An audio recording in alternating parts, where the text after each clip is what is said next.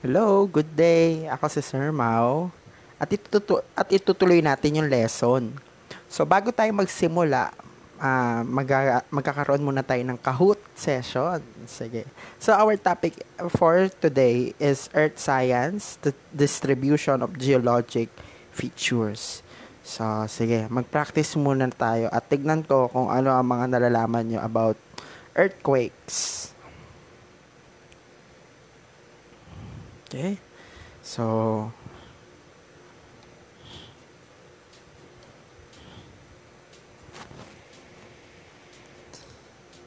yan. Okay. So, let's go. Pwede kayong sumagot sa inyong mga bahay or isulat yung mga sagutin nyo sa kapirasong papel. Tignan natin kung tama. Okay. So, where is the focus of the earthquake located?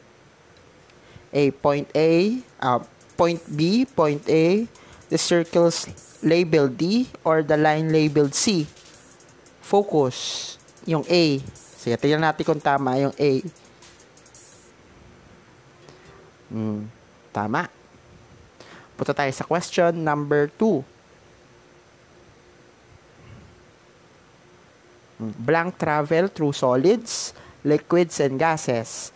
They are the fastest seismic waves. Okay. Sa palagay nyo. Mukhang P waves ang sagot. Sige, try natin. Oh, tama. Next. Blank waves cannot travel through liquids. They travel slower than P waves. Ganyan yung manner na. Ano sa palagay nyo ang sagot? S-wave ba? Sige, tignan natin. Very good. S-waves.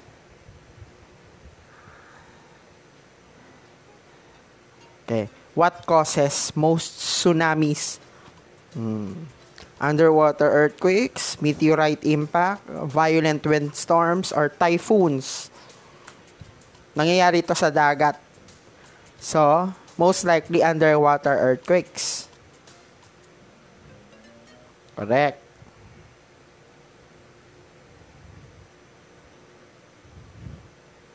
Okay.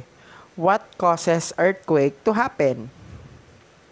Surface rocks moving, rocks moving downward, convection currents, or rocks along faults moving suddenly. Biglaan. Rocks along faults moving suddenly. Yan. So, question number 6. Why do most earthquakes happen at tectonic plate boundaries? So, magma reaches the surface and transfers energy to the rock.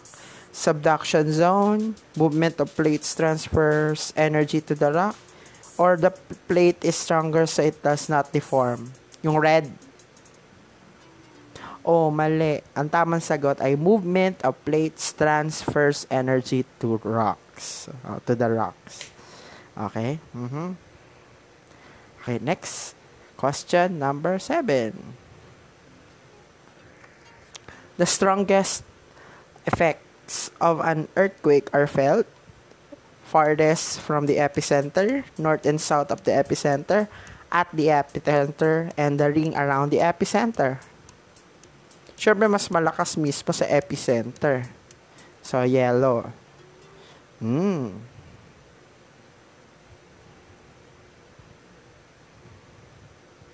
Question number 8. Pressure or stress on rock causing the rock to change shape is called breaking, tension, stretching, or deformation. Nag-change na shape. Deformation. Sige. Correct. Last 2 questions. The outer core is a liquid, so blank waves cannot pass through the outer core. Is it P wave, R waves, surface waves, or S waves? S waves. Okay, correct? Last question tayo. What happened as seismic waves travel through rock layers that have different densities? Waves will change direction. Waves will disappear. Waves will refract. So, dalawa yung sagot dito. Di nga lang malinaw kung ano. Okay, so, ano sa palagay nyo yung sagot dyan? Waves will change direction and waves will, refract. Sige. So, we are done with our Kahoot session. So, babalik tayo sa ating lesson. Yan. So, our lesson is about earth science, distribution of geologic features. So, una natin tatalakayan is about earthquakes. Yan. So, let us remember that our milk or most essential learning competencies for this lesson are describe and relate the distribution of active volcanoes and major mountain belts to plate tectonics theory, and describe the different types of plate boundaries. Okay? So, as you can see, in the picture, we have the Grand Canyon in Arizona, USA. So, it is one of the geologic landscapes that reveal clues to a better understanding of the evolution of the Earth. So, pangarap kong pumunta dyan. Okay, so before we begin, in this unit, you will learn about the formation and distribution of landforms such as volcanoes and mountain ranges, which resulted from various geologic processes. Understanding these geologic processes will enable you to describe the internal structure of Earth, and you will also understand how the locations of volcanoes, earthquake, epicenters, and mountain ranges provide evidence to support the plate tectonic theory, which explains plate movement and the formation of landforms. Okay, so let's move on. Okay, so, and according to the Wikipedia, the Grand Canyon is a steep-sided canyon carved by the Colorado River in Arizona, U.S. So the Grand Canyon is 277 miles long, up to 18 miles wide, and attains a depth of over a mile, or 6,093 feet. So that's according to Wikipedia.com. Okay, so let's move on to earthquakes. Okay, so earthquakes and volcanic eruptions are geological events that occur mostly in the same regions and are both thought to be associated with the movements of plates. Both phenomena indicate the dynamic nature of Earth's interior. Okay? So, look at some pictures. Ang mga pictures tayo makita sa Philippines. Yan.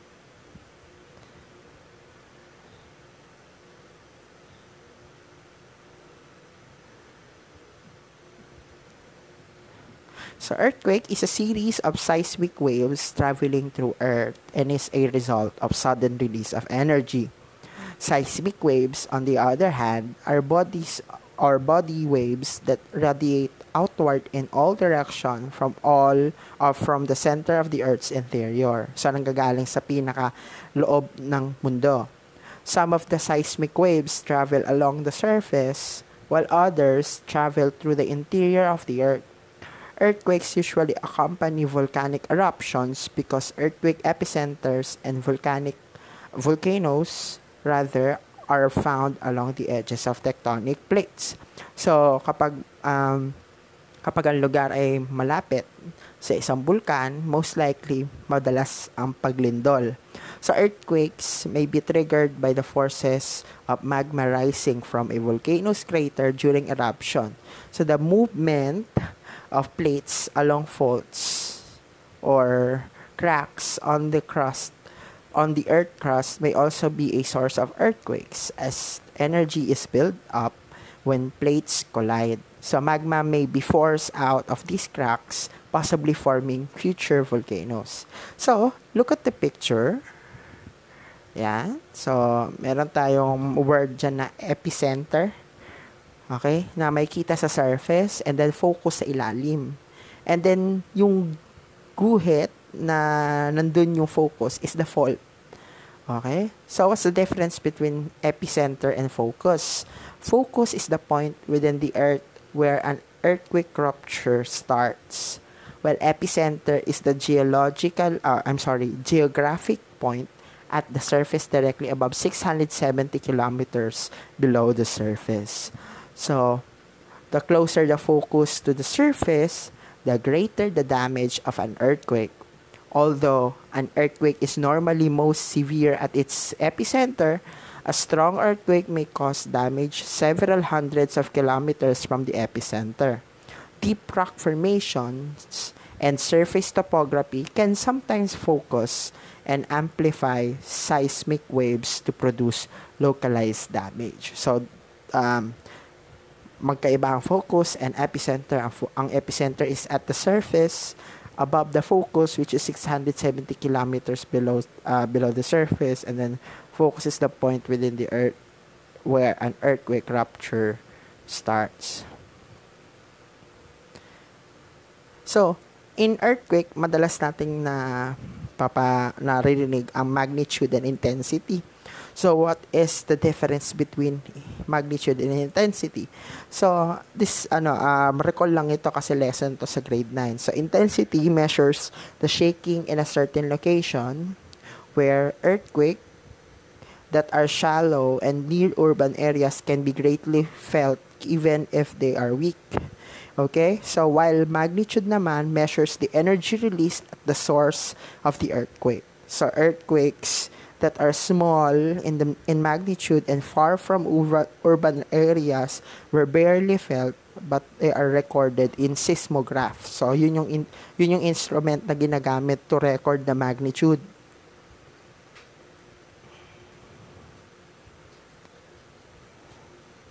So, question. Why is the Philippines prone to earthquakes? Okay, so there's a lot of earthquakes in the Philippines due to its geographical location.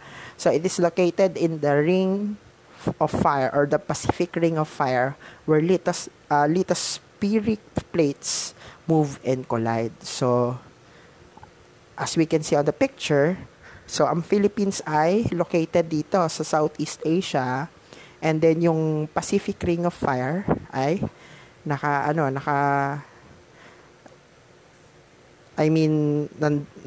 ang Pacific Ring of Fire ay nasa edge or nasa East Asia, ayan, bandang Russia, papuntang Japan. Japan is included. Okay, and then Philippines, Malaysia, Indonesia. Okay, and then papunta sa Oceania, and then New Zealand. Remember, may malakas na lindol na nangyari sa New Zealand. And then, sa western part ng South America, ayan, Mexico, western part ng USA, and then Canada. Ayan. So, ayan yung Pacific Ring of Fire.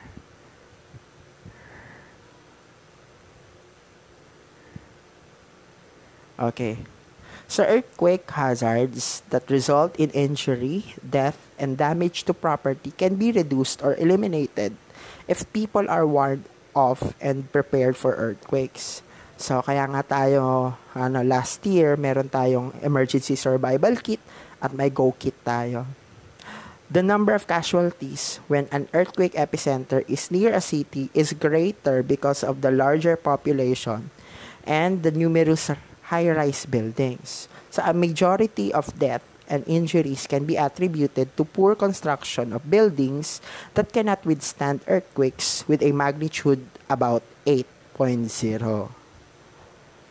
Okay. So, remember the Fukushima disaster?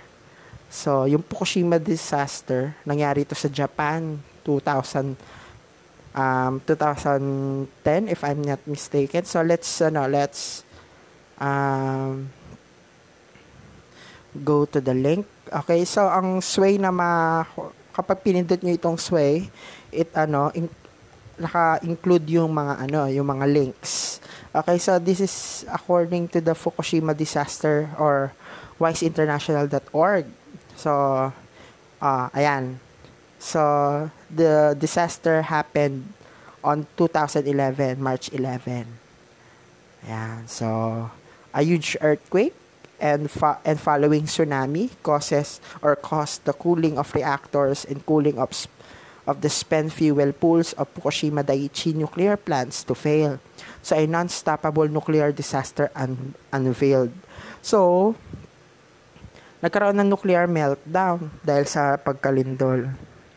Okay, kung gusto nyo pang mapanood at maintindihan ng mas malalim yung Fukushima disaster, kung may Netflix kayo, panoorin nyo yung Dark Tourist. Ayan. Tapos, tingnan nyo yung episode about Japan. Okay, so balik tayo sa lesson natin. Tapos remember, nag-cause ng malaking tsunami sa Japan. Diba? Ang daming namatay nun sa Japan. So, another hazard associated with earthquakes in densely populated areas is fire. So, earthquakes do not produce fires directly, but the shaking and vibration brought about the earthquakes may break electrical wires, sparking fires, and then gas pipelines may also ignite during strong quakes. Okay, so kung napanood nyo na yung pelikula ni Naomi Watts at Ewan McGregor, yung The Impossible, yung tungkol sa isang pamilya na naapektuhan ng malaking tsunami. Okay, so let's go there.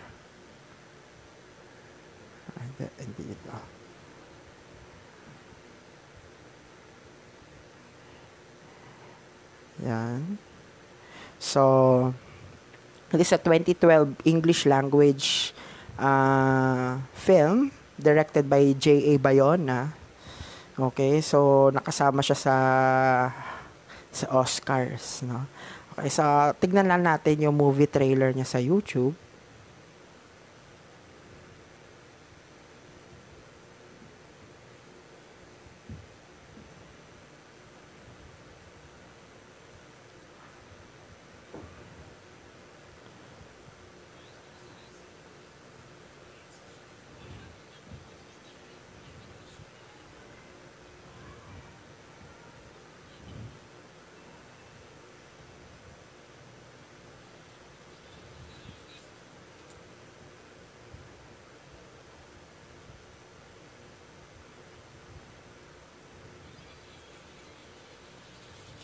Pagkakaalam ko, this setting is in Indonesia.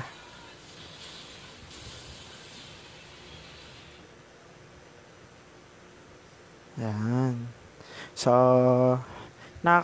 maganda itong pelikulang ito kasi it is about love of family, no? Yung kahit imposible na magkita-kita sila in a foreign land, they able to see each other at mabuhay in spite of this disaster.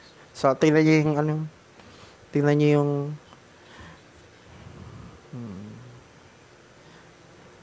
prone ang mga archipelagic countries tulad ng Philippines, Indonesia, Malaysia, lalo na yung mga naka-face sa Pacific Ocean. Okay, so yan. So, earthquakes may also put coastal communities at risk to huge waves or tsunamis. So, tsunamis can travel as fast as 800 km per hour and carry large ships in harbor inland. Secondary hazards such as landslides and mudslides may also occur after an earthquake. So, kapag ang daanan ng mga malalaking truck, 'di ba, sa gilid ng bundok ay prone sa mga landslides. Okay, especially in mountainous regions where sliding rocks can gain speed and flow into nearby village. So, we have what we call the emergency survival kit. No? Ano nga ba dapat ang laman ng emergency survival kit? So, being prepared means being equipped with the proper supplies you may need in the event of an emergency or disaster. Keep your supplies in an easy-to-carry emergency preparedness kit that you can use at home or take with you in case you must evacuate. So, let's take a short quiz to test our knowledge, then scroll down for the full list of recommended supplies. So, let's click the link.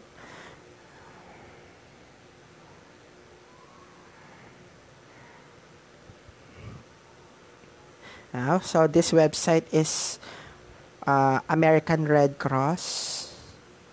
So, take quiz. Okay. Question. How long should the food and water in your evacuation kit be able to sustain your family for? Okay, so sabi, dapat 2 weeks. 3 days. Sabi 3 days. Hindi 2 weeks. Next. How much water does each person need per day? 1 gallon. Okay, so yan. And lastly, what other individual needs should you consider when packing your emergency kit? So, medical supplies, we have baby supplies kapag may baby, pet supplies kapag may pet kayo sa bahay. Or all of the above. Siyempre, all of the above. Okay, that's correct. Okay, sir, kamali tayo sa number 1. So, dapat hindi 2 weeks. It's 3 days. Okay. Okay, so, what do you need in survival kit? So, first, we have water, which is 1 gallon per person per day, 3-day supply for evacuation, and 2 weeks supply for home. So, for the food, we have non-perishable, easy-to-prepare items. Okay, so 3-day supply for evacuation, 2 weeks supply for home. So, mas maganda yung mga easy-to-open can. Flashlight, hindi dapat mawala yan. Battery-powered or hand-crank radio. So, para sa kung sakaling mawalan tayo ng kuryente, meron pa rin tayo pagkukunan ng abalita. Extra batteries. Okay, Deluxe Family First Aid Kit. Deluxe Family. So, basta may first aid kit kayo. Alam nyo naman kung ano laman ng first aid. Meron tayong separate activity na pag-uusapan yan. Medication for 7-day supply. And medical items. Multi-purpose tool. Sanitation and personal hygiene items. Copies of personal documents. Okay, so yung mga importanteng dokumento nasa isang lang lalagyan. Cellphone with chargers, and family emergency contact information, extra cash, emergency blanket, and maps of the area. Okay, so you can visit this website sa mismong na nakalagay yung link sa Sway. So, hindi mawawala ang surgical mask and whistle, matches, and ayan. So, for the last part of the lesson, we have the drop, cover, hold, no? So, ano ibig sabihin nito? Okay, so let's click the link. So, during earthquake, so this website is Earthquake Country Alliance, earthquakecountry.org. So, we have 7 steps. So, first, secure the space. Second, plan to be safe. Step 3, organize disaster supplies. Step 4, minimize financial hardship. So, for you to survive, let's go to step number 5, which is the drop, cover, hold. So, drop, when you are onto your hands and knees, this position protects you from being knocked down and also allows you to stay low and crawl to shelter if nearby. Cover your head and neck with one arm and hand. Okay? And lastly is hold on until shaking stops. So under shelter, hold on to your shelter with one hand and be ready to move with it if it shifts. Okay? No shelter, hold on to your head and neck with both arms and hands. So, sa website na to, may mga scenario kung anong gagawin ninyo during earthquake. And may mga YouTube videos. So, example ito.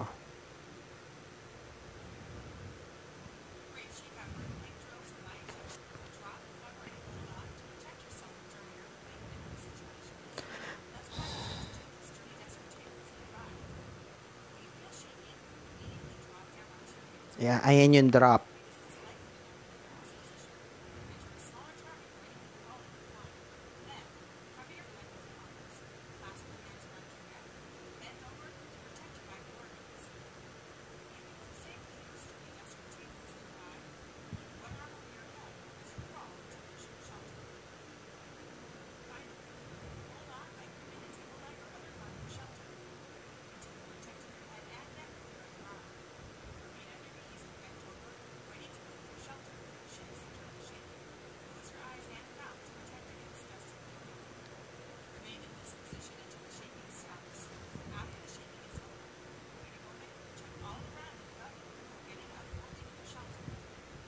Okay, so it is important na being informed with this kind of information ay makakatulong para during disaster ay makasurvive tayo and our family. No?